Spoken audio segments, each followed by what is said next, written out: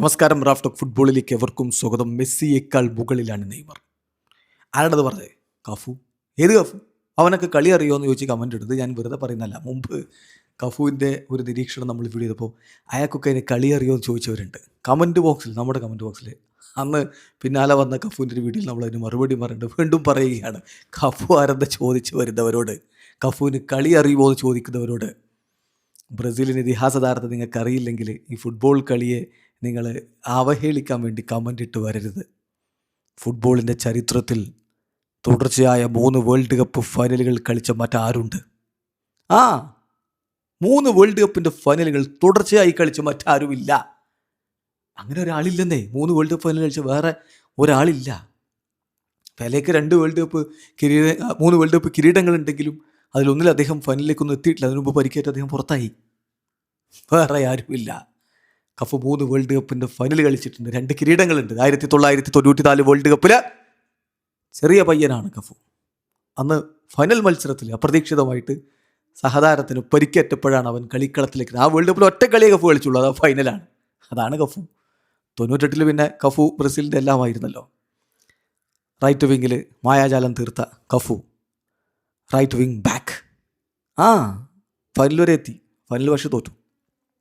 2002 അതേ കഫു. ഇത്തവണ വെറും കഫു അല്ല, ക്യാപ്റ്റൻ കഫു. ബ്രസീൽ അവസാനമായി വേൾഡ് കപ്പ് നേടിയ ആ കിരീടം ചൂടിയ കഫു.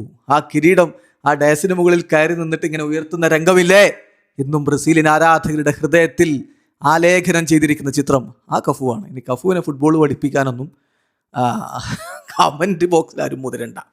ഏതായാലും കഫു പറയുകയാണ്, ചിലപ്പോൾ ലിയോ മെസ്സിയുടെ കമ്മിറ്റ്മെൻറ്റ് ഡിഫറൻ്റ് ആയിരിക്കും, പക്ഷേ ഈ ലേറ്റസ്റ്റ് ജനറേഷൻസ് വെച്ച് നോക്കുമ്പോൾ Neymar is greater than everyone. മറ്റെല്ലാവരേക്കാളും മുകളിലാണ് നെയ്മർ. ഈവൻ മെസ്സിയേക്കാൾ മുകളിലാണ്. നെയ്മർക്ക് അതിനുള്ള ടാലൻ്റ് ഉണ്ട്, അതിനുള്ള റിസോഴ്സസ് ഉണ്ട്, അതിലൊരു സംശയവും വേണ്ട.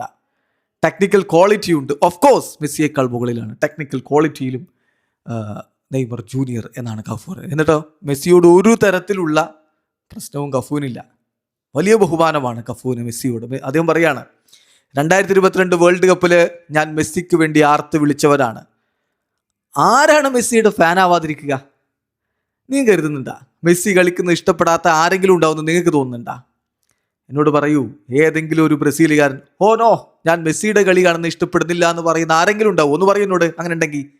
അങ്ങനെ ആരെയും പറയുന്നുണ്ടെങ്കിൽ അത് പച്ചക്കള്ളമാണ് എൻ്റെ സുഹൃത്തെ, അത് പച്ചക്കള്ളമാണ്.